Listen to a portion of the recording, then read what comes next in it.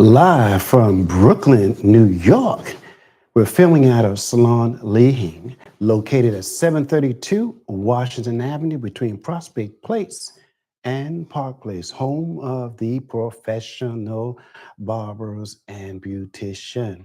We have a good night for you tonight.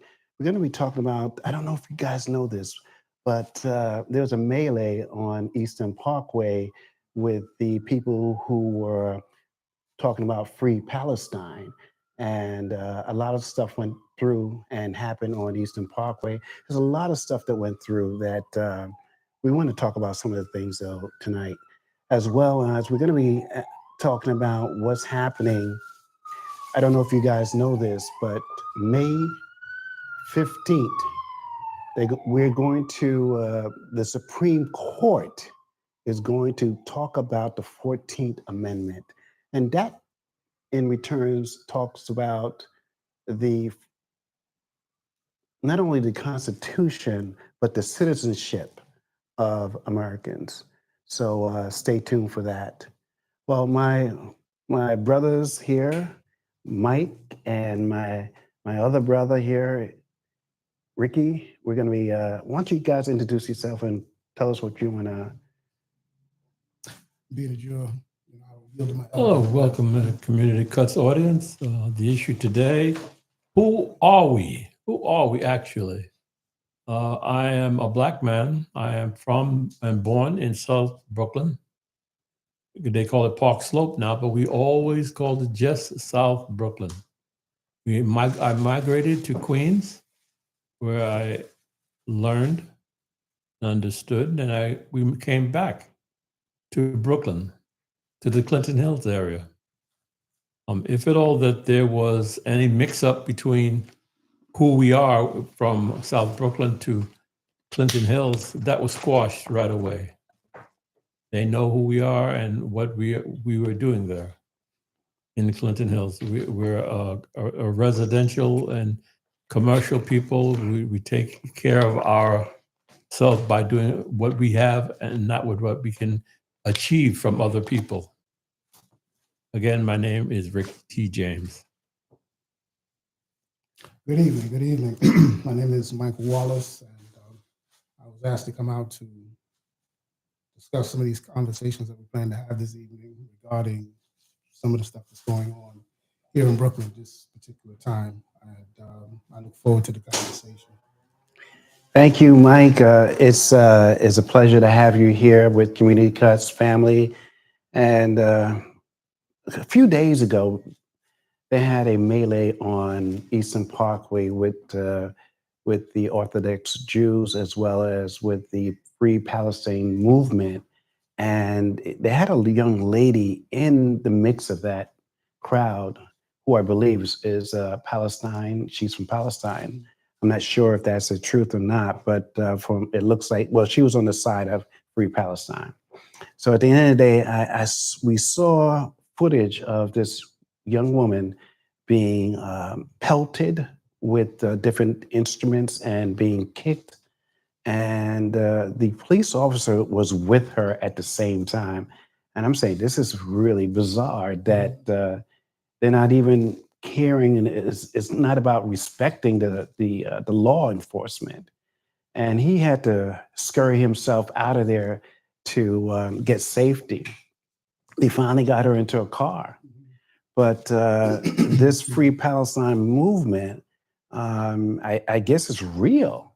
Mm-hmm. And do we kick people? Do we beat up on people? Do we call people names? And this is what took place on Eastern Parkway. So it's really interesting. We had the opportunity in our service to witness Palestinians themselves coming into our service and talking. There was an officer of the Palestine army. He was big, brutality big, strong, and he was approachable. He says because of the fact that he was outstanding in his appearance, he was picked on by the Jews or the people Israelites that were there in Palestine.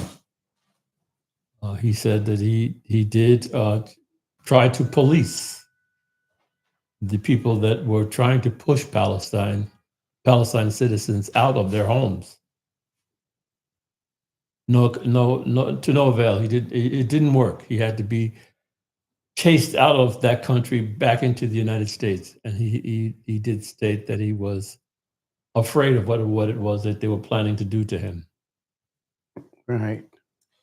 You know, I'm gonna just say so many things run through my mind right now, and I'm going to relay it the way it was relayed to me. One of the brothers in my fraternity years ago was telling me about when he came to New York from the South. Excuse me for a second. Pull that mic a little closer to you. Yeah. Okay. I don't want to. That's You're okay. right. All right. Okay. Excuse me. And how they had these places downtown. They used to have them, and I think they probably still do, where you can go and look for a job, and you had to pay in order to get like a reference to a job or whatever the case may be. I think he came to New York. I think he was born in 1915. I think he came to New York in 1930, 35, maybe. I don't know, but I think it was in that area. And he went to go to one of those places downtown, Broadway. You know, they used to have them. I don't know if they still. I'm sure they do have them now.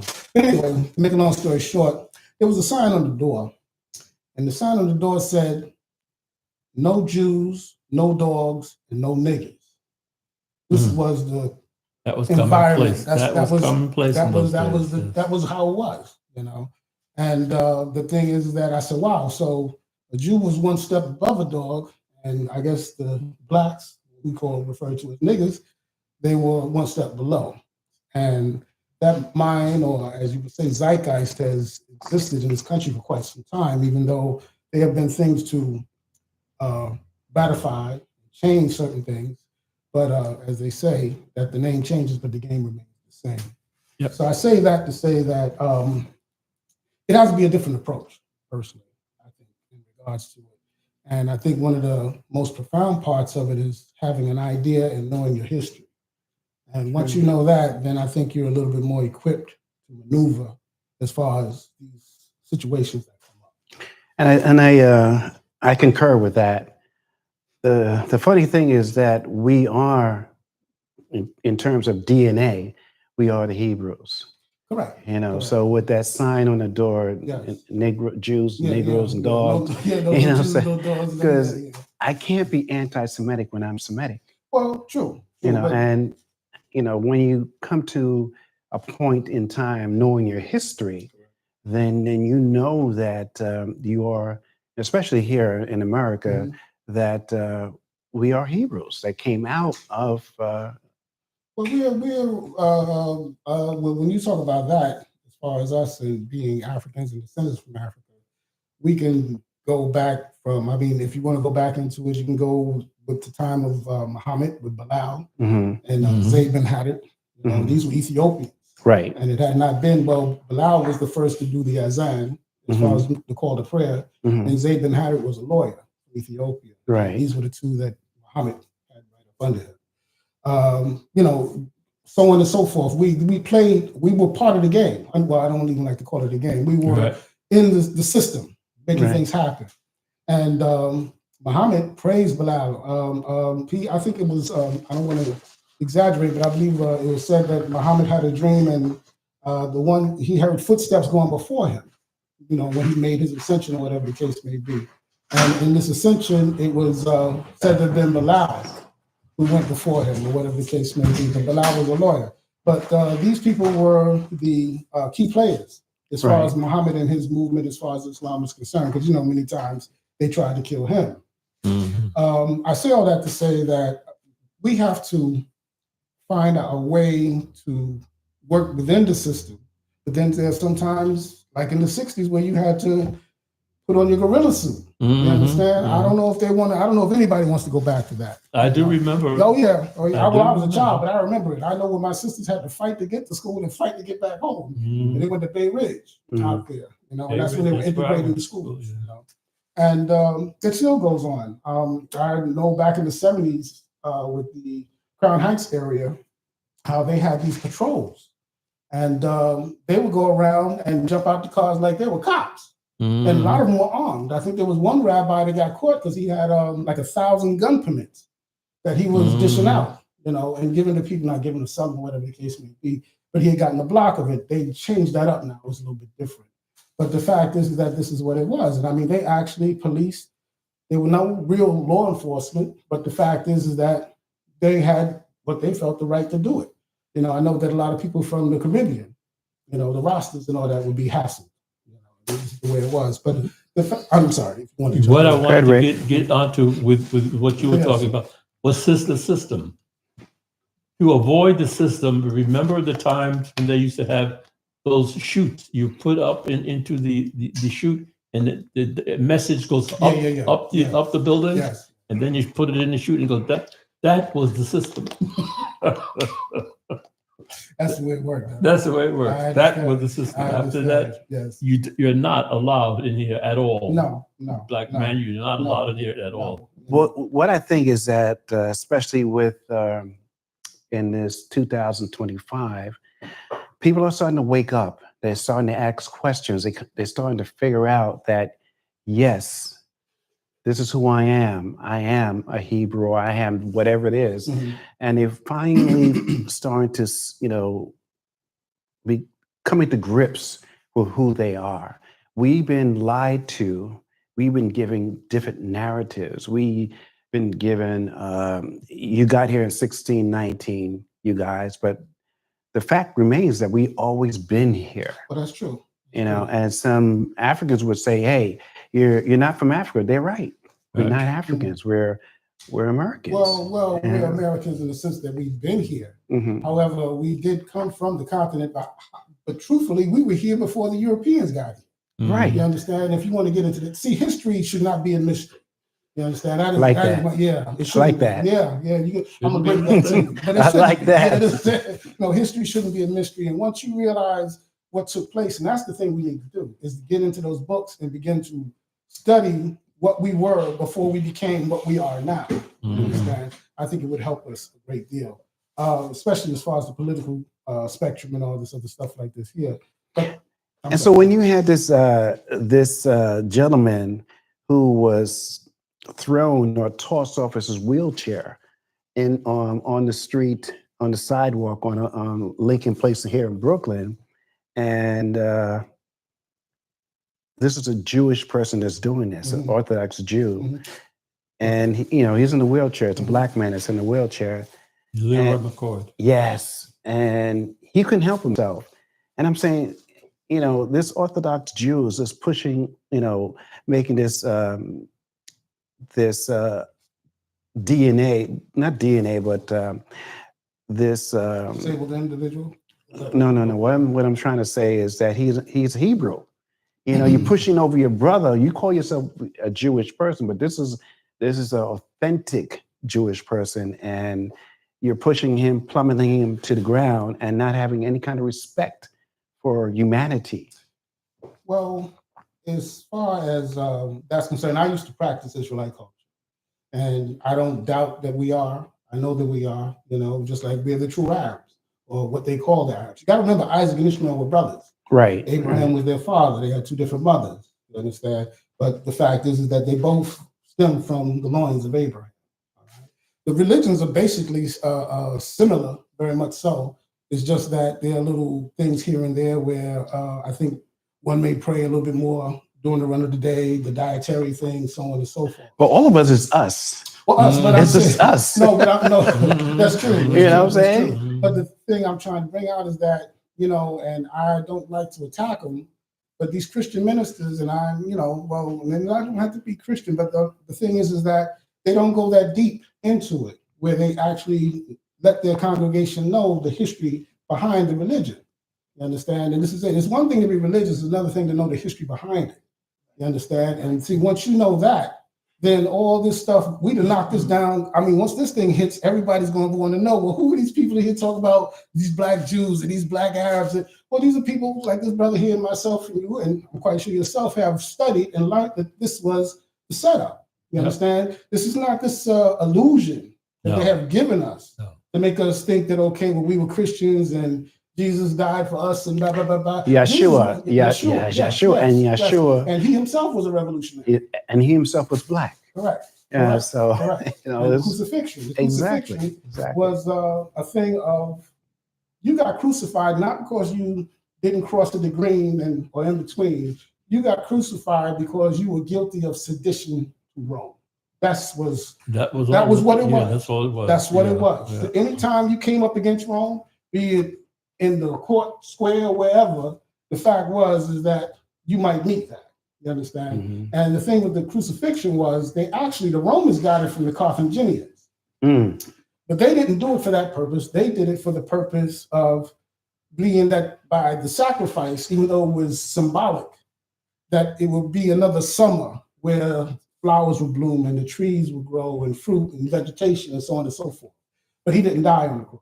It was symbolic. But when the Romans saw, and they said, as I said to you in the last podcast, these were bloodthirsty people. Mm-hmm. You understand? And this is the way it was. And the fact is that they took it to a different level. And the thing is that you died, but when you were crucified due to sedition to Rome, meaning that you had overthrown. Now, you had a group among the ancient Jews, the Black Jews, Mm-hmm. known as the Zealots, all right? And the Zealots gave war to Rome. You understand? They fought them. They eventually, they gave them a way to go. But the fact is that they did give them resistance. But this is what that was all about. So when people get all teary-eyed and singing Jesus on the cross or near the cross or whatever, and I'm not marking anybody's belief, you need to go and research what that cross was really all about. You didn't get up there because, like I said, you stole an ear of corn or you didn't go to work that day or whatever. That was sedition to Rome. You understand? And we're still being crucified, but we're not on the cross. You understand? But this is in their own little way. With that being said, I'll let you move on. So, how do we wake our people up? How do we, try to get truth to them? I'm gonna yield to my elder always. First, I have to respect. Respect the elders. That's it. That's it. Honor your mother and your father. That your days may be long upon the earth. Yes, sir. Yes, sir. All right. As you were saying, I'll let you follow through on that. Mm-hmm. What do you feel would be the remedy in regards to? Yeah, Rick. These kids, the children today, there is no remedy. They do seem to have a grasp on something. They riot, they plummet in intercession. They know when to do it and when not to do it. Mm-hmm. So I don't know if that's a beginning of something that is new and correct, but I'll leave it to the children. Well, as elders, and now being, I guess, an elder, close to one anyway, these young people today were not exposed to what we were. Yeah. You understand? Don't forget, they learn. They learn very, very quickly. They learn, but they got this new math. They put us under. Oh, yes. Okay. They got this new electrical network. They put us under. They got now the automatic computer. I understand. They all understand computers, and computers Yes. is taking over. Well, this is the world and the place we find ourselves in history. You understand? And I understand that. Mm-hmm. But the thing is that they have to be reminded of the fight that took place to get where we are now. You understand? And for some reason or another, we feel because we can live next door to them. And I remember when in the 60s, early 60s, late 60s, the riots that were taking place in Park Slope. Yeah. You understand? That's and they were taking place out there. And the cops would take the blacks and take them to the station house. And then the whites would get taken out the neighborhood, let out the car just to go back to where they just left to continue to fight. Really? Yes, Mm-hmm. yes. So I say that to say that we have to let them know that things as they are today were not what they were before, and maybe they'll have a better idea or understanding of where we are now and how do we move forward. You understand? Remember that Park Slope was very, very, very wild. Yes. They had Navy ships in the Hudson, right off the angle of Park Slope through Laguanas Canal, shooting bombs at buildings inside of Park Slope. Okay. They did not shoot at blacks. They were shooting at the Caucasian man. Wow. Wow. So that was Mm. a true fact that actually happened, and it is recorded and it is remembered in Parksville. Now, I not trying to put a spin on it. They're good and bad in all people. Oh yeah. You understand? Yeah. I think we all Yeah. live long enough to see that Yeah. that can be the case, be it black or white or any other race of people. Right. However, there is a certain zeitgeist among those in zeitgeist minds that these people just know. Before you say that, Mhm. tell the people what zeitgeist means, Zeitgeist so they means know. mind's time. You know, Right. that's what it is. This is what Hitler dealt with and setting the tone for what took place in Germany. It was a particular zeitgeist that they put out there about the Jews and so on and so forth. Which the Jews, you know, they owned and they did their thing, so to speak, as far as that was concerned. And the thing was is that the Germans, who were Germans prior to, not so much Jews that were born in Germany, Mm-hmm. but these Germans Mm-hmm. were beginning to feel that these people were, because when they come in, they bring the money, and with the money brings the power, and therefore they were able to, with the newspapers, put certain things out there. Yes, and because of that, this is when they started getting heat, when they started looking around and saying, well, these people came in here. Again, they're Jews by conversion. They have no ties to ancient Israel whatsoever. The fact is that now, I mean, once you convert or whatever, that's something altogether different. But the fact is that when they came in and the Germans saw how things were going and how they were being supplanted by these people because they were sticking together, not only as far as a group of people, but financially. Yeah. And because of that, this is when they decided, you know what, we have to get rid of this problem. And this is what it was all about. And that's what, there were other things that attributed to it as well. But the fact is that these people went in there with that type of mindset. Same thing here in New York. They're not the largest population of people, but yet they run New York. I mean, let's talk about it. Let's be truthful. When you talk about money, and I'm talking about real money. I ain't talking about that stuff that only lasts for a week or two or a month or so. Right. I'm talking about people who have play with you and that can act like they're your friend, and some may, I'm not going to say they may, but the fact is that they play along to get what you got. Right. Yeah. And that's what they do. I mean, and I'm just saying that from my point of view, in my years that I've seen and through history, how that was the way it was. But I'll let you go. I don't want to be the one. I just wanted to just sort of segue into that. I think that was popped in my mind is that the Bible also talked about what the Most High God was talking about, that the the Hebrew was by DNA, right? Correct. He didn't, he said, these are my people. Matter of fact, he told the Hebrews, you can't marry into certain Groups of people. Into certain tribes, right? So it was the DNA that the Most High looked at, not you can be a Jewish person coming in here. It had to be by the DNA. So when you hear that, you get to understand that, wow, you just can't claim something without just because you like to claim it. But I understand. Yeah, I understand. I have a saying that your history should be no mystery. correct. Yeah. You understand? And once history, and I think who was Malcolm made the statement that history was best qualified to reward all research. So if you want to know something, don't just go back 10, 20 years, go back further and find out what was taking place before this particular program got put in play. You understand? Right. And once you realize that, then you'll have a better idea of how to go about bringing your program. And the thing is that, in the 60s, we were at a point, 60s, 70s, even the 80s to a certain point. But the fact is that some things have gotten a little watered down or faded, so to speak. Yeah, I see that in a lot of things. Yes. Like you say, system, remember, and now you say program. Yes. Program is to change your mindset. So you can't use that word. No. So there's a more pronounced, Yes. a pronounced word that fits in that situation.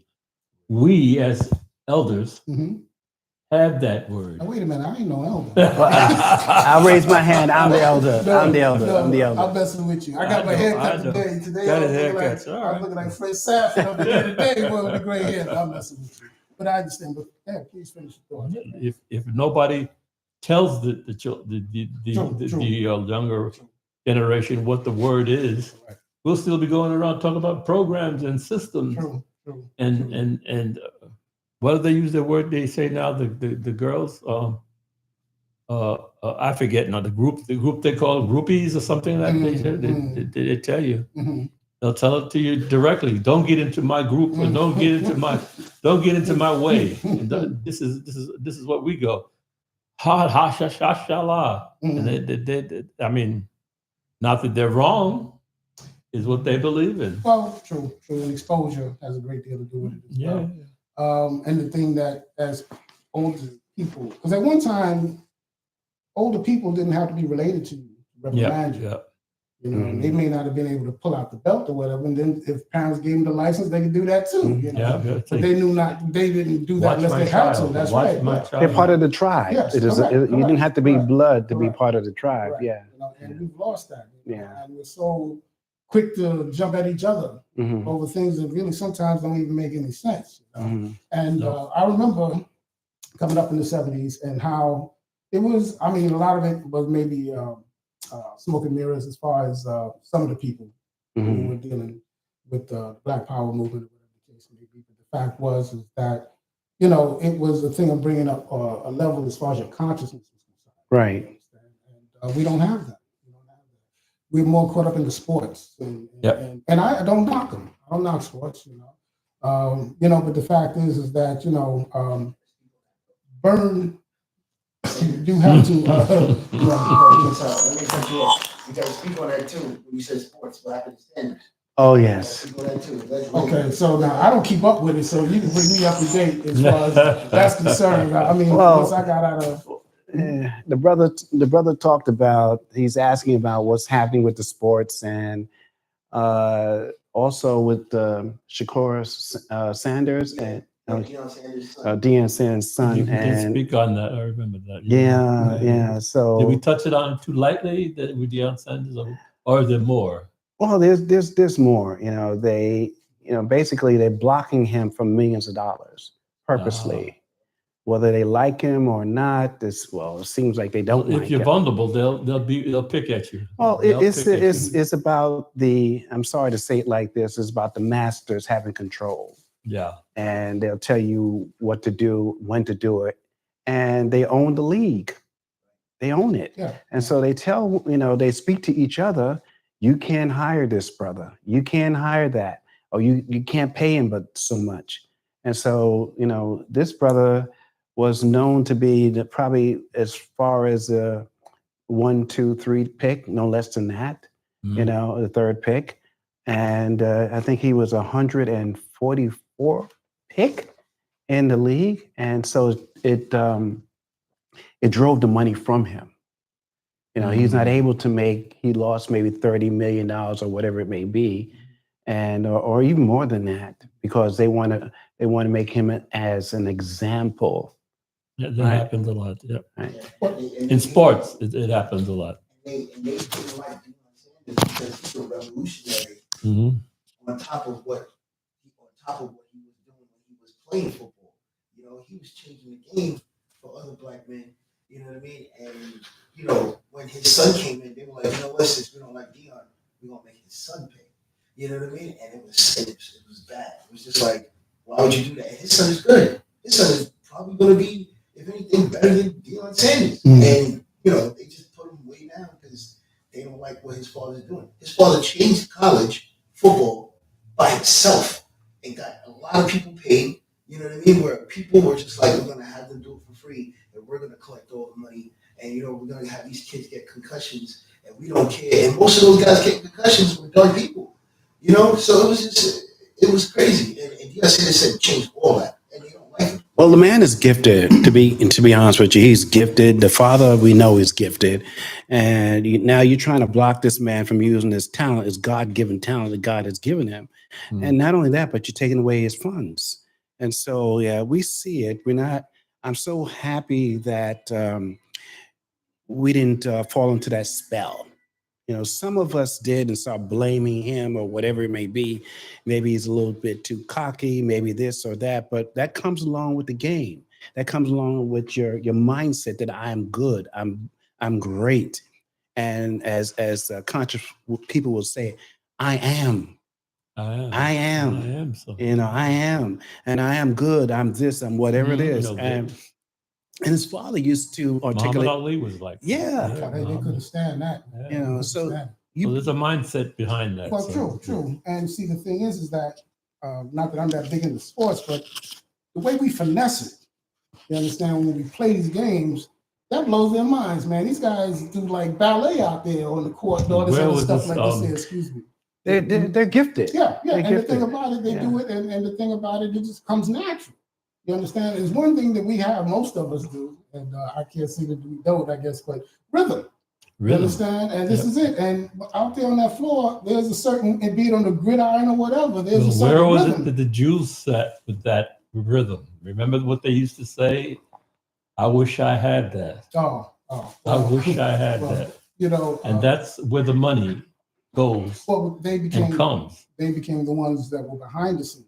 You understand? At one time, they were the actors as well. They can be behind the scenes, but they don't got that rhythm. No, well, they don't got us. No, they don't got us there. No. We're free radicals on that. I met O.J. Simpson. He's no bigger than me.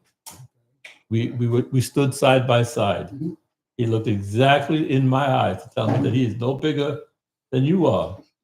And see what happened to him. Oh, well, you see what happened to him. He was sensational. He had all that talent and all that money. And he was an intelligent man. You know, and might have made things later on. Some mistakes. I mean, listen, you don't know a mistake until you get in it. Yeah, that's true. That's true. I mean, I concur. It looks, you know, hey, this is what I want. And then you find out that it's not exactly what you thought it would be. And where were the Jews at that when they saw what OJ or Deion Sanders or these athletes, that girl he got?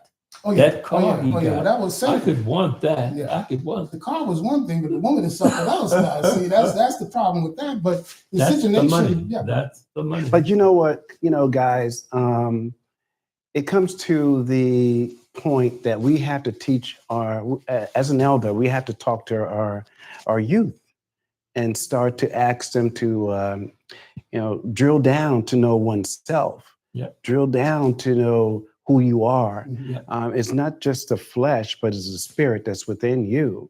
It took me a little while to figure out that God is not in the sky, but God is within me. Yep. And I am the I am once I tap into the God that's within me. And I think that as we grow, you know, as we grow, we're able to evolve. Yep. Right. And when we evolve, we can do anything, you know. And so at the end of the day, you know, you cannot be a creator and a victim at the same time. You got to remember you are evolving. Yes. And you can't just go say, well, I'm going ahead. You got to remember your body is evolving. Your body, your mind.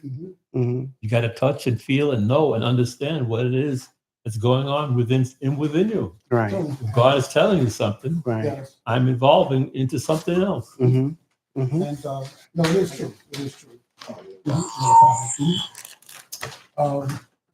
Just recently with me, I'm starting to feel my age a little bit, you know what I'm saying? And I'm like, wow, you know, I'm taking my vitamins and I'm eating good and all that, but the fact is that you get older, you understand? And you got to supplement and make sure, you know, and I mean, I'm active, walking is no big thing for me, whatever the case may be. But the fact is that I have to come to the realization, look, man, you ain't 17 no more. You know, and that's the reality. And that within itself is wisdom. And the Jews are looking at you. They're growing those big white beards, and they're a little hunched over. You know, and they're looking at you. Look at him sitting there on TV, on the radio, and in the limelight of things. I got my money. I should want that. Yeah, but that's not going to get you in. No, that's right. You might that's work on this plane, but it ain't going to get you in. But you know, having once practiced Israelite culture, And we are the true Jews. There's no two ways about it. I mean, I think Hebrews. Yes. Well, we're the first Arabs. Exactly. You got to remember, Isaac and Ishmael were brothers. Mhm. You Right. understand? And Ishmael's mother was a purebred Egyptian of royalty. Now, not to jump from one thing, but now, have you heard this thing now about this Cleopatra movie podcast that they have coming on, and the stink that they're trying to bring up about that? About, well, she couldn't have been but so black, and so come on, man, Yep. come on, stop it. You know what I'm saying? I mean, now you're insulting my intelligence. You know, and this is just the way it goes. You know, I look at So it. where's Israel located? Israel's on the continent of Africa. There you go. understand? It's on There the you continent of go. Africa. And actually, well, they named it Israel. You understand? Mhm. But it was the Sinai Peninsula, is what it was, and it was part of Egypt. You understand? And this is what it was. And the fact is that even when you look at the religion and you compare it to Egyptian religion, because you know they try to mystify you, or not so much mystify you, but they try to make it seem, oh, well, they had these gods and goddesses. Well, if you get deep enough into the Hebrew religion, you'll find that in the not the Tanakh, but in the Mishnah, and in there's another book, Kabbalah, you'll find out a lot of stuff that they believe in, or that is part of their religion, that they don't just put out there. You understand? And this is just the way it is. But the fact is that, no, I mean, anybody can convert to a religion. You understand? But to say that you are the descendants of, that's something altogether different. But we've been hitting the head so hard that we have failed to realize that this is our history, you know? And this is it. You know, we're so quick. I mean, not saying that I'm not taking anything away from what people do in church or whatever the case may be. But, you know, with the Holy Ghost and all that other stuff like that. And I'm not saying it's phony, but the fact is that you need to find out, you know, and get the history behind that, and find out, you know, that you'll see that this was not something that they gave us. You understand? This is it. And actually, as far as Christianity is concerned, we bring a different side to it that they're yet to be able to embrace. That's another money. You That's know, another we money. take off with that. You know, and says this is it. But the fact is that, you know, understand what you're reading. Yep. And don't just let somebody sit up and tell you. Do your own research. Right. You know, and this is just the way it goes. But not to get away from it, but with that being said, as a people, I think that as time goes on, and in this particular administration that we have going on, we're going to be forced to do a lot of things. And when I say forced, it's going to get this. It's going to And be tight. see all those bills he's Yes, signing, yes, yeah, yes. And it's all gonna be those, tight. all those issues he's saying, no Yes. diversification and inclusion. No. All that's washed away. Correct. Climate change and all that issue of putting in the air conditioning and then conditioning your hair and air conditioning your life. He signed all that away. Yes. And He then signed all that away. I also look at how, not to get into the politics of it, but Marco Rubio, when he was out Another there one, running yeah. against, he was running against Trump, and he's, you know, International. but now he's looked like he's earmarking him, because some of the stuff that he's handing off to Rubio, you should be giving to your VP. You know, what's going on with that? You know, and he got a job to do too, you know what I'm saying? But I said, well, you know, he keeps piling things on, but after a while, you can only carry but so much, you know, and this is just the way it is. But the fact is that Trump is, I mean, I don't want to take the program from there, but the fact is that, you know, just go back and check out his history, you know, and that'll tell you basically what you're dealing with, and that's the way that goes. But as far as us as a people, and getting back to Crown Heights, what's going on out there, the truth has to be told. And I hope those who do see this program realize that you need to get in them books and find out what's going on. Don't just let the preacher tell you, or the imam or whatever. Get out there and find out what your history is. You understand what I'm saying? Your history should not be a mystery. You understand? And this is the way it is. And I mean, culturally, I mean, we can adapt to anything we want to. But the fact is, find out the true basic meaning of what this thing is supposed to be all about. You know? And this is it. And I don't knock it, be it Islam or Israel or Kemet. I thought we were going to deal with Kemet, and I brought a book on my act, because I didn't know what was going to go.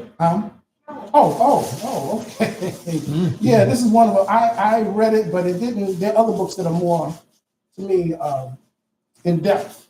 Because first and foremost, Ma'at is a goddess, M-A-A-T, hyphen between the two A's. And in the Egyptian religion, the law of Ma'at was like your 10 commandments. They tell you 10 commandments. There are 316 commandments. Show it to the audience. Okay. Yes, I don't know if you can see it from there. Your arms may be longer than mine. But this is just one that I bought, but that was, because I didn't know if we would be dealing with it or not. But the fact is that Ma'at is the principle of truth, justice, righteousness, reciprocity, and pure living. You understand? She's a goddess. And what it is that in the... And love. Yes, yes. What it is that with her, and if you ever go into the museums or get a chance, you'll see that she sits before the scales in the judgment scene. And the thing is that your soul is being weighed against the weight of a feather.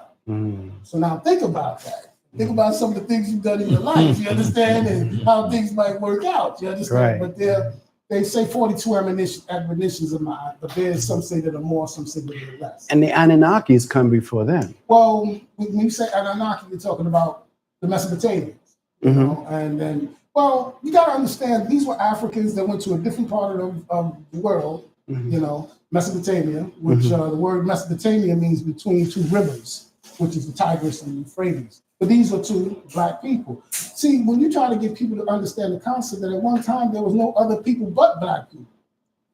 That was it. Yeah, that was it. That was it. And from migrating into different parts of the world, things happen with your pigment, so on and so forth. We talked about thousands of years being just black people here in this on Mother Earth. Maybe longer, maybe even longer. Understand? But the fact is that the Mesopotamians were black people, you know, and this is the way it is. And that's when they get into the cuneiform and so on and so forth. But the fact is that when you talk about the Anunnakis, I know that's coming from that particular stream of thought or theology, whatever the case may be. I haven't done a great deal of research into it. There's certain things that I have, you know. We all know about the Tower of Babel and all that. Exactly. You know?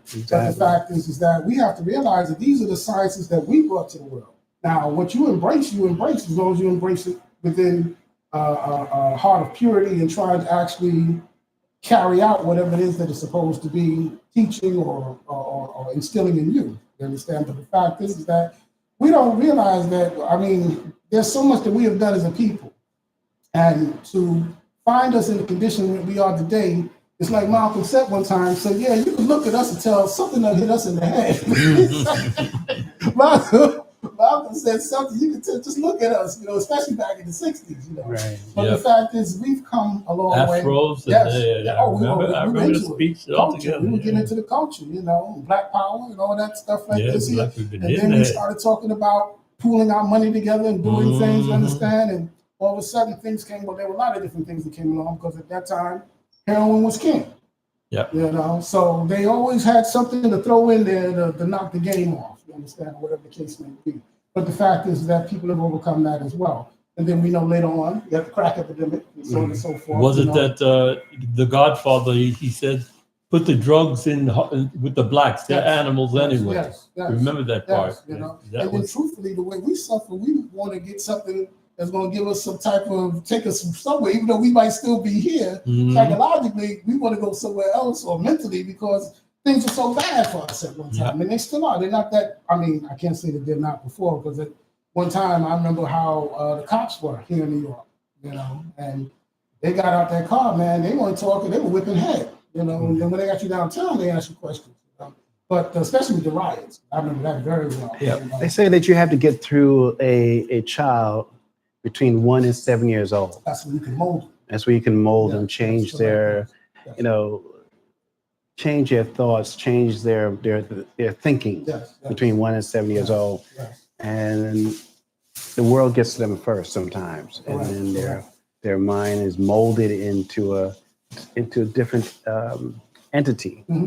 This book I have read, it's a good book, but I have another one that I think I wanted to read some of the admonitions, if it's okay for a minute. Oh, no, please do. The admonitions of my aunt.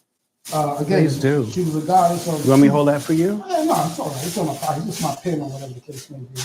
But this was written by a young lady, and Latonia Page Balcom, I believe her name is. But it deals with the 42 confessions. And what it is that these confessions, when you go before the scales, you have to say out loud, you know, understand? Because I don't know if you've ever seen it, but you have the two scales. You have animal that's half crocodile. It's called Amit. All right. And the thing is that you have the heart that's in the jaw on one side, and on the other side, you have the feather of my eye. Now, if it balances out, it's okay. But if that jaw weighs heavier, then you're going to deal with Amit. And Amit is the one who was the devourer of souls, according to this. But it's anyway, the negative confessions, okay? Let me just say briefly, there are two roads traveled by humankind. Those who seek to live ma'at and those who satisfy their animalistic,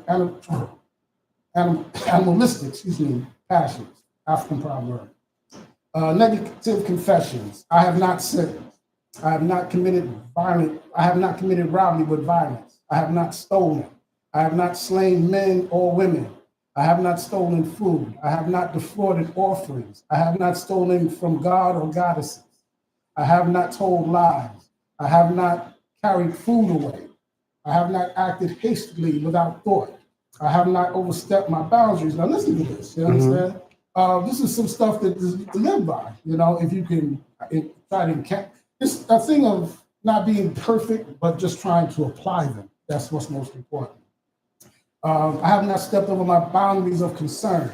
I have not exaggerated my words when speaking. I have not worked evil. I have not used evil thoughts, words, or deeds. I have not polluted the water. I have not spoken angrily or arrogantly. I have not cursed anyone in thought, word, or deeds. I have not placed myself on a pedestal. I have not stolen what belongs to the god or the goddess. I have not stolen from or disrespected the deceased. I have not taken food from a child. I have not acted with insolence. I have not destroyed property belonging to the god or the goddesses. These are the 42. Now, some say that there are more, you understand? But they usually say that there are 42, but there are other versions that have more admonitions to my eye. But when you listen to it, I ran through them quickly, but it's a lot of stuff in there. I mean, when you look back in your life and look at the stuff that you said, or some of the stuff that you may have done, you're like, well, wow, okay, but that doesn't mean that you can't change and turn the corner. You understand? And this is just the way it goes. But this is the precepts that we as Africans have in our mind. But yet they try to give us the impression that they civilized us. We were running around butt naked, you understand, ooga booga booga, running with the animals and all this, but no, that wasn't the case at all. And this is why I found it to be very poignant as far as Kemet is concerned. And it's from these 42 negative concessions that the Jews get their 10 commandments and their 316 commandments and so on and so forth. Because they're more than 42. Some say that they're 42. You understand? Most people agree that they're 42, but some say that they're more. But these are the negative confessions that when you stand before the throne, you have to be able to make these admonitions because you're trying to get to the other side. But don't be up here trying to give no gas and make like you got to be on point with this, So it gives you a rule to live by, a very, very strong rule to live by. But with that being said, I don't want to wear people out. So no, I mean, I think that's excellent. I think that, we have to have not only purpose allows us to live and with understanding, but we have to be anchored in truth as well. Once we're anchored in truth, and I'm talking to the youth, once you are anchored in truth, you're able to grow. If you're not anchored in truth, then it's going to become hard to level up. And I want to see our people leveling up, growing with truth, knowing thyself. Because once you know thyself, what the brother was talking about, then it's easier to grow. It's easier to walk in truth. But when you're not walking in truth, then it becomes difficult to grow. True. Yeah. Well, old habits are hard to break. That's so true. But the thing is that it's not that they can't be broken. It's just that they're old habits. And this is it. But the fact is that I think as we go on into this new millennium and so-called new in 25 now, things are going to start to take place. I really believe. And we're not going to have too much of a choice, even with money in your pocket or money that's burned or whatever the case may be. It's going to get tough out there. You understand? I think systematically, and especially with who you have now there in the White House. But you know what I like, and I'm gonna lean on Rickie in a second. The movie that I saw, what was it? Avatar. It was a spiritual movie, and they went to the Most High God and they said, why are they killing us? Why are they harming us? Why are they doing this? And God turned to the blue people, said, they're my people too. You're all under the same umbrella. But they went back against the Lord. They are hurting us and killing us. And God says, I hear your prayers. I hear you. So after he said that, then he made the earth, well, let's say earth. He made, the natural environment come against the people that was hurting them until they had to stop. Mother Nature came up, the winds, the birds, the sea, the rocks, everything that they were using, which what God put into play, and they won the battle. They had to leave. And I think that we as people, we moved away from, we're not moving into the spirituality of it, not moving into hearing from God. And God says, do you know my name? How are you going to know somebody's name, God, we're talking about the Most High God, if you don't have a connection, a relationship? That person. Yeah. That's deep. Yeah. I'm talking about a relationship. Knowing somebody could be every other day, hey, how you doing? Yeah. Keep on moving, but a relationship doesn't have to be always in depth. Yeah. But the fact is that if you don't do nothing but check on a neighbor or whatever the case may be or whatever, so you acquire a relationship that way. I mean, I'm just using that as an expression. But the thing is that and before you go kick it off, and Psalms 91 talked about that. Do you know my name? And because you know my name, I hear you. Yes. But go ahead. No, but I hear you. But the fact is, until you change your ways, whatever they may be, that is standing in your way. Exactly. You understand? Exactly. Then things are going to continue to be what they are. Exactly. And this is just the way it goes. And sometimes I've heard older people say, you just standing in your own way, and I'm like, well, damn, how can I be standing in my own way? But the fact is, when you think about it, there's something that you need to change. You don't know what it is, or you may not know at that time. Right. But if you look deep enough, and that's the thing about contemplation, and taking time to just really look back and, as they would say back in the '60s, dig yourself. Dig yourself. You like that, right? There you go. I tell you, I'm an old timer. I'm a young old timer. That's what I. And we made it. I'm a young old timer. Words like that. Dig yourself. And they meant something. They kept That's saying, it. "How can you dig yourself without a shovel?" I like that. I like that. Right on. Yeah, that's it. Right on. Right on what? Right on what? Right. Keep doing what you're doing. That's Keep what doing I'm saying. pointing at me. Keep doing what am I doing? And I, look back, and I remember growing up in the '70s and so on and so forth. And it was a conscious, sometimes we lost it, but we didn't. Yes. You gotta have a consciousness. Yes. You gotta have a we consciousness. lost it to a certain extent. Somebody can break a plate over your head. You still gotta have a consciousness, and not to just break the person's bones or his back. And the thing is, another thing is fighting back. Yeah, fighting back is a term. You have to fight back when the time comes when you have to fight back. Correct. Martin Luther King taught that vehemently. And fight back is not something that you do all the time. It comes when it comes. And in Chicago, they ran him over. Oh, well, they got him out of there. And he didn't fight back. No, he didn't fight back. Boston, they gave him heat there too. Yeah, didn't he get hit in the head with a brick back. in Boston? Yeah, I think he was in Boston. He got hit in the head with a brick. Those days, '60s brought us into the '70s. Now, I have to go with Malcolm on that one as far as violence is concerned. The thing is that for you to have someone attack you, but you're so passive. And I'm not knocking anyone's belief or whatever, but come on, self-preservation is the first rule of man. Yeah, you understand? So the fact is that if you got somebody that's on your back, your main objective is to what? Get them off your back. You understand? This is it. And that was the thing about King that a lot of people. That's when the Panthers got into it. They were into it. Remember this: someone's on your back. Was he playing with you, or was he there for violence? If he's there for violence, the man tells you. Then you throw him 5 feet from you. I understand. But now my thing is, if you're on my back and there's no reason for you to be on my back, then I'm going to get you off there until we find out what needs to be dealt with or whatever. There you go. I might be one of my family members or something. I don't know. You got to control.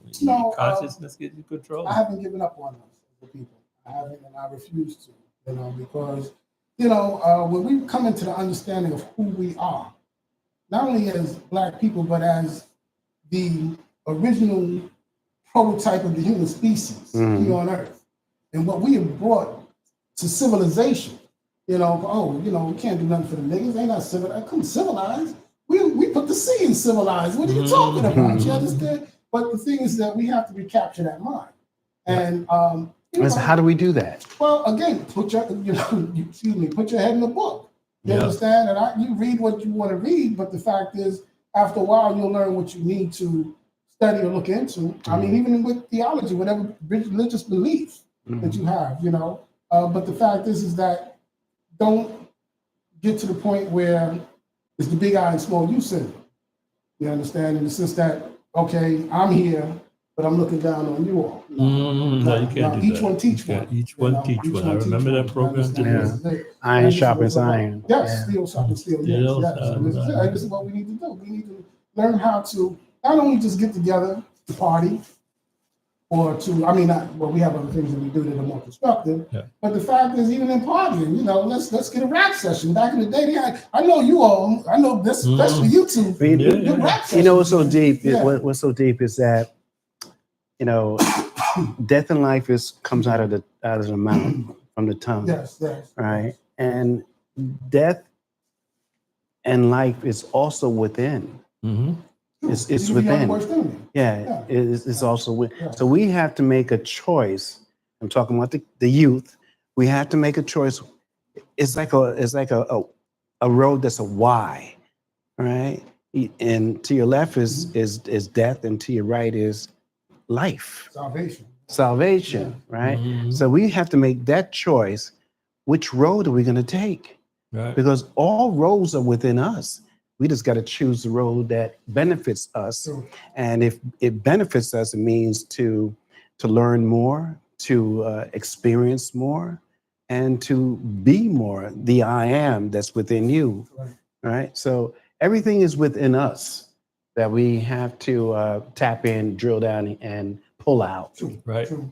But again, each one teach one. Exactly. You understand? Exactly. Just because you have access to something, or just individually, doesn't mean that somebody else does. Now, back in the day when we grew up, your neighbors who had that type of relationship with your family, they could reprimand you. Right. And it actually, tighten you up if it was necessary. You know what I mean? Yep. Right. But a lot of them didn't do it. But they definitely would go home or take you home and show your parents that, XYZ was out here doing this or whatever. And this is just the way it was. And we got away from that, because we got that mindset about, well, you don't tell me what to do with my kids, my family, blah, blah, blah. But the fact is that began to eat away at the fabric. You understand? This is it. At one time, with us, as a communal thing, that we were all family. Even though we may not have been related by blood or whatever the case may be. I'm not saying that you necessarily have to put your hands on the child, but you take that child home to his parent and let him know this is what I saw him doing. Right. Now, that kid ain't gonna like you for a while, but in years to come, he'll look back and realize that, it paid off in the long run. I'm saying? This is the way it is. But I think that we have a battle ahead of us, because I think that things are not going to. I'm glad you're looking ahead of us. No. Thing is that we have a lot to accomplish in a short period of time, because with what we have going on, I'm not talking about predicted anything, the end of the world or anything. Right. But if you just look at the times that we're living in, some of the stuff that comes across the television screen, and not only that, but some of the stuff and the way people think, we realize that we're coming close to. I don't know what it is. I can't predict it. I do know that, what was it? Dionne Warwick said, what the world needs now is love. Love, say love. You know what I mean? I don't know if it's, it may be love, but love for who? Because, before you can love anybody else, you have to first love yourself. So with that being said, I do believe that we're going to be okay. It's just that we've reached a stagnant point, I believe. I'm not going to say rap music or that, because at one time rap music was informative. Certain things. Yep. And and the music was good. But then it got to a point where you're like, well, wait a minute, man. Screaming and hollering. Not only that, but some of the stuff that was being said, it like, okay, if you're in a club and that's a club and just any and everybody can walk into, that's one thing. But when you put it on records and it's out there in the streets and all that, no. Just like with us at one time, everybody wanted to be a thug. Yeah. But I heard a guy say thugs don't think. And I'm like, wow, okay, there's something to think about. If he does think, it ain't nothing constructive. So. And that's why drilling down into one's being and trying to find out from within, who thyself, who are you, who are we, who are you? And I think that will help out the youth to come up and try to figure it out, because they're tapping into the God that's within them and not outside of them. And we all are capable of learning, but we have to be able to understand that and pass it down. And pass it down. I used to love to go fishing with my grandfather, and we would go to. Don't forget that. It was a man that owned the property, and as far as you can see, that was that man's land. Wow, that's how it was. Big lake out there, and my grandfather had a good rapport with him. So even if he wasn't there, he would knock on the door to let the wife know that we're out here and we're gonna be fishing. Hey, hey Charles, how you doing? And that was my grandfather's name. And we'd sit out there, and it was really touching because we out there waiting for the fish to hit, but this man's property was so big that you had herds of horses that would actually walk up on you while you were out there fishing. Right. And me, my grandfather would tell me, don't stand behind him. You know what I'm saying? That's true. Don't stand behind him, and this is it. And it was funny because when you would go to touch the horse, his skin would jump. You know what I'm saying? My grandfather would have like him by the face. And that's exposure. I wasn't crazy about horses, but the fact is that I was up close and personal with a horse, and it's just those type of things, that enhance your coming up. Right. It's Mother Nature. Yes. Back in the day, they would take the kids out the neighborhood and take them to sometimes a park or whatever the case may be, or amusement rides or whatever the case may be. And sometimes they took them to other places that were more informative, museums or whatever. We have to begin to pour into the youth. Right. Understand? We have to begin to do it like they were doing it, because at that time, if you were young enough and out there in the streets around the wrong people, you get caught up in the bad. Right. You know what I'm saying? And it's just the way it was. And I do know young people who got caught. I'm talking about skin popping. I ain't even talking about all that other stuff. Right. I'm talking about back in the day. So we have to pour. We have to, sometimes we want to just do our own thing, and it's all about me. No, it's not all about you, because you're not here by yourself. The thing is that we did this before. We talked about, not in this session, but Oklahoma, Black Wall Street. So we're capable of doing it again. Yes. It's in our memory bank. It's in our DNA. So it's possible to do it again. It's just to get the people to drill down. No, I understand and I agree. And, when you talk about Tulsa, Oklahoma, which I believe was 1921? Yes. Okay. Yes. All right. That's the first time that Americans were bombed on U.S. soil. I know. I know. I mean, it's not a joke. It's real. It's a fact. These people actually had planes flying. Yeah. Because, the blacks in Oklahoma were doing very well. Dropped the bomb. Yes, they did. That's where the Gap Band, Greenwood, Arch, and Pine. That's where they got their name. Yeah. The Gap Band. And they dropped that. They played that song. You dropped the bomb on me. And it was the first time in U.S. history where Americans were actually bombed on U.S. soil. Yep. And a lot of people don't know that. And this is the way it was. And these were people up in planes, and it's really crazy. And a lot of these young people, they don't even know that. They don't know the fight. They may know some of the history. It reminds me of that record that Kendrick Lamar sung, Not Like Us. Not like us. So we may be Americans all of us together as a lump sum, but some of us are not. Yes.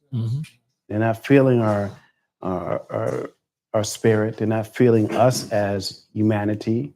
And so, it doesn't mean anything for them to drop a bomb. No. Well, the thing about it is that the blacks in Oklahoma at that time were actually loaning money to the whites. That's how wealthy they were at that time. I know. They were actually loaning money to the whites. I know. This is the way it was. But now a lot of them not to pay those debts, And then the whole thing about how it was supposed to have started and all that other stuff. But the fact is, till this day, that mass grave has not been found. They're still looking for it. You know, because I've forgotten how many hundreds of people have said they've been buried in it. Right. And these were well-to-do blacks, you understand? Matter of fact, the guys who worked on the oil rigs would come and borrow money from the blacks to be able to cover their payroll until they got another gusher. That's how it was, you understand? But again, these people, I mean, well, not these people, these young people today don't know that history. They're not, you know, I'm just glad that I've always been attracted to it. The fact is that, no, we have to go back and look at what we did before and find out the chart where we're going to go forward. You know, and we have to get rid of this thing of nationality. Oh yeah. You know, as far as that's concerned, and that type of, you know, separatism that we bring about with that there. Because we're all one, whether we come from the West Indies, whether we come from Brazil, you know, we are one, you know, and so, or America, you know, we're one.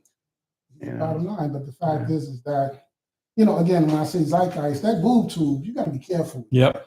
You understand? Idiot box. Yes, but they'll throw things out there that will linger in the back of your mind, and you're not really thinking about it. You know what I'm saying? And eventually, after you see that same, not the same thing over and over again, but the bottom line is that eventually it's going to go ahead and have a little play, no problem, on your mindset. Parents used to say that there's a way to watch TV and there's a way not to watch TV. And if you get the wrong way in watching TV, you're bound to make mistakes. You're bound to make the same mistake as the TV that you're watching. So that it was. So, I mean, what is the conclusion? I mean, not so much conclusion, but the thing is that how do we go about trying to get some type of, I don't even know what to call it no more anymore, but we have to get on the same page. We don't have to get along. We don't have to be in love with one another. We have to respect one another. You understand? And that's the biggest thing. Get on the train in the morning. 8 o'clock. You want to see a fight? When the women want to get a seat or something like this here, or somebody to step on somebody's foot, man, you got to get beyond that. You know, this is just the way it goes. The train is crowded, you know, this is it though. And the fact is that, you know, you don't go sweep. If you stepped on someone's foot, you know, excuse me, you know what I'm saying? You know, that right there should heal the injury. But the fact is that when you don't say anything now, see, I'm stewing. Because you stepped on my foot. And you you come back the same way. Yeah. You ain't said nothing, you know what I'm saying? Where's my knife at, man? No, I mean, we shouldn't laugh, but, you know, we have to not be so quick to go to head. You know, and this is just the way it is. Sometimes you come out the bigger person, it all depends on what it is. I don't say just take anything. But certain things don't even need to be argued or to be stressed. So you just, okay, he didn't kill me, and keep it moving. Now, if he does it again, that's something else different. You know? And this is the way it is. But no, we have a ways to go, but I haven't given up on us as a people. And I think that the more we, you know, what is that bird? It's a bird. It's when I can, okay, the bird is facing forward but looking backwards. I don't know, I forgot what that And he puts his eggs behind him? I don't know if he, now that's a good question. I'm trying to remember if I That's a Washington, D.C. bird that lays his eggs and puts it behind him to mother it. This is a bird that's facing forward but looking backwards. There's a name for it. It's, I'll remember it the next time. But what it is that the thing is what it's trying to instill is that you should always look back. You understand? As far as history and your beginnings, so to speak. You understand? You should always, you know,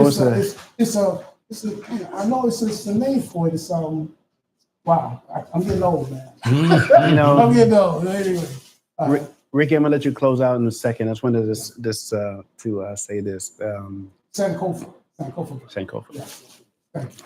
You know what's amazing? You hear the birds early in the morning. Yeah. Right?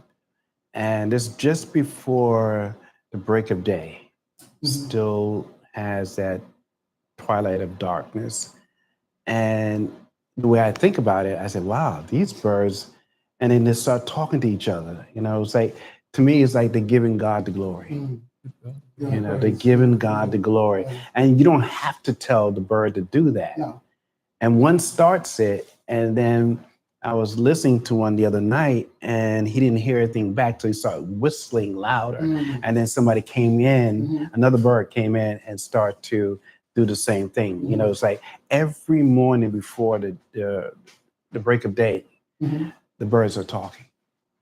And then after daylight has come into position, that's it. Yeah. They don't sing throughout the day.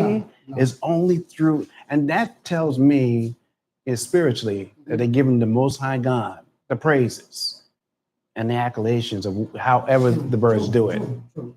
And so, It's funny you say that because I have an owl, and it must have started like maybe 8 years ago.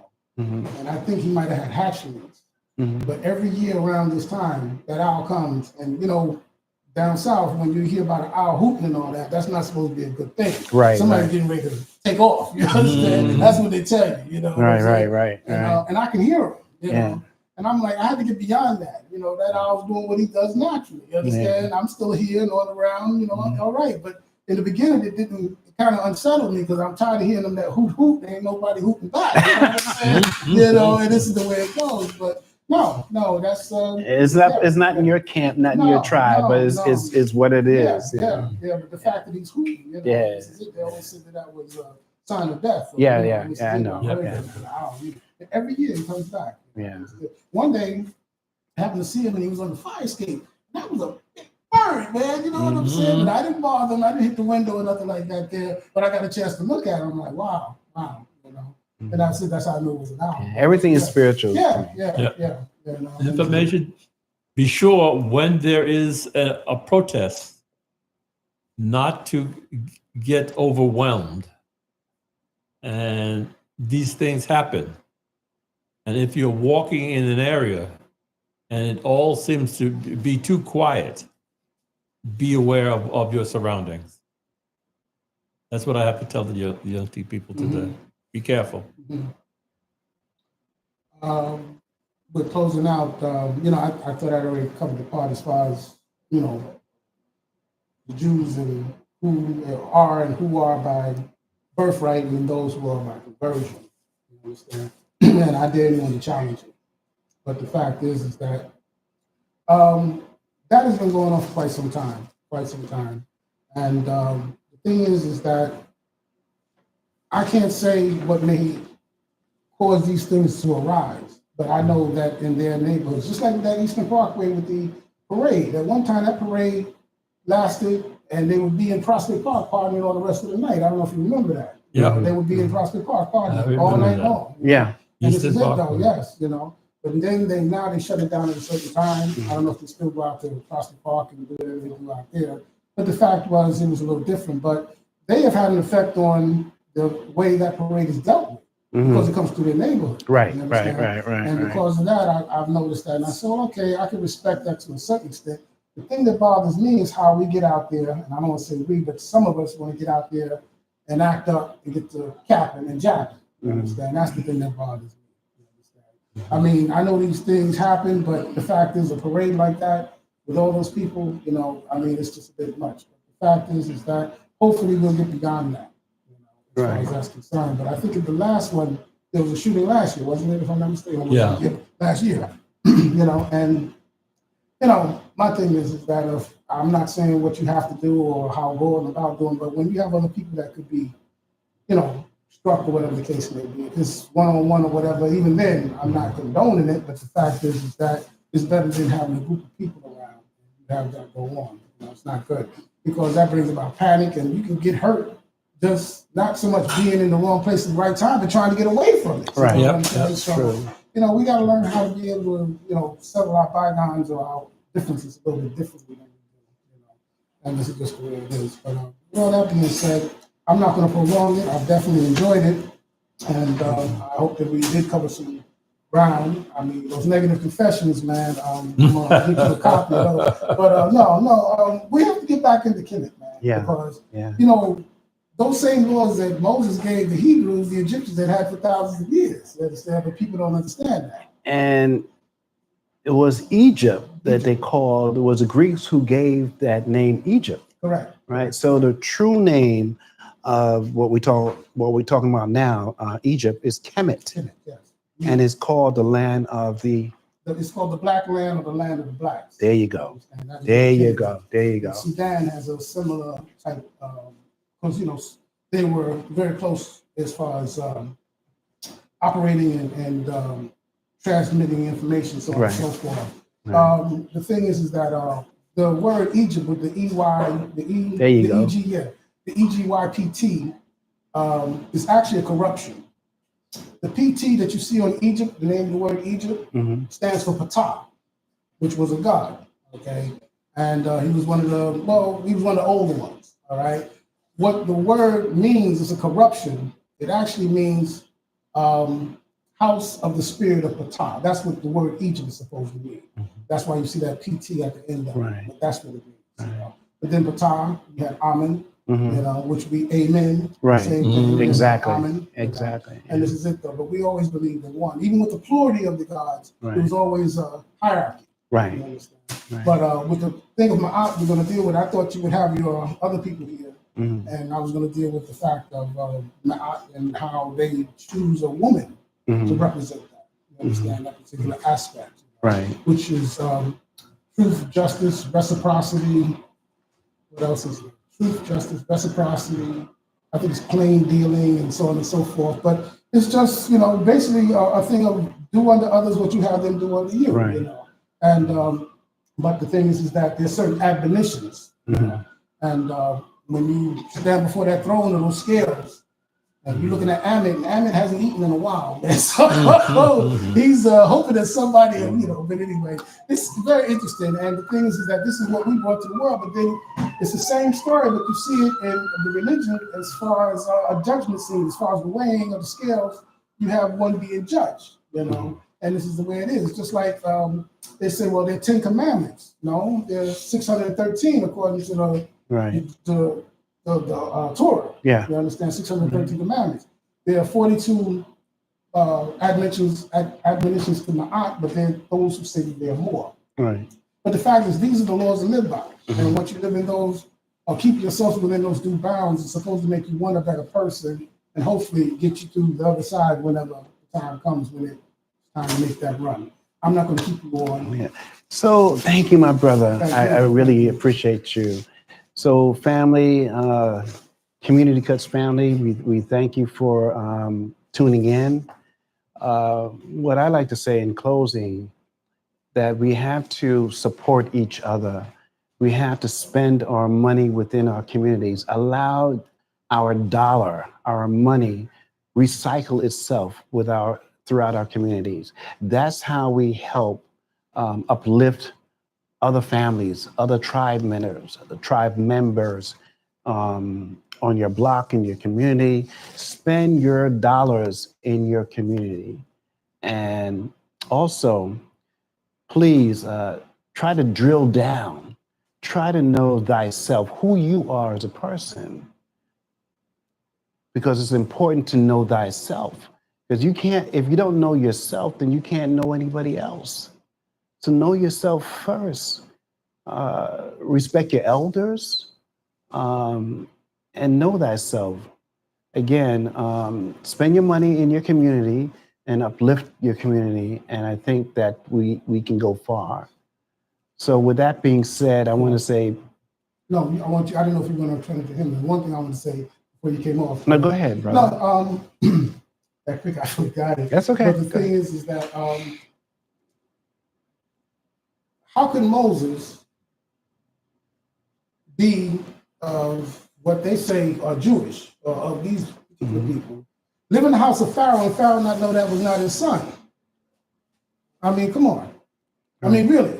If these are the true Jews, you understand what I'm saying? Yeah, we know what Pharaoh was, you understand? So how is that, I always ask that question and nobody wanted to deal with it. But anyway, I want to close out so whoever does see it might think about it. We're going to put these preachers on we're going to call them, put them on the line or whatever, because the fact is, how could he be an Egyptian, live in the house of Pharaoh, be raised in the house of Pharaoh, raised as a prince, and yet this man not know that this man was not an Egyptian? You gave us some good insights today. Hey, that's what I do. That's why I drop the seeds and I come back and I see if they're growing. If not, then I got to go get some fertilizer. You know what I'm saying? But this is it. But I wanted to close out with that.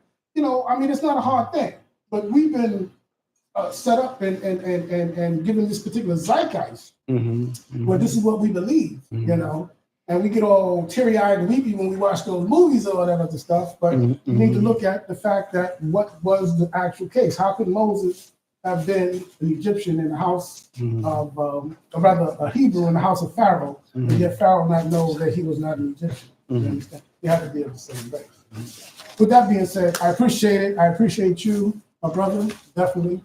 And next time I'm gonna be more quiet. I'm gonna be the mummy.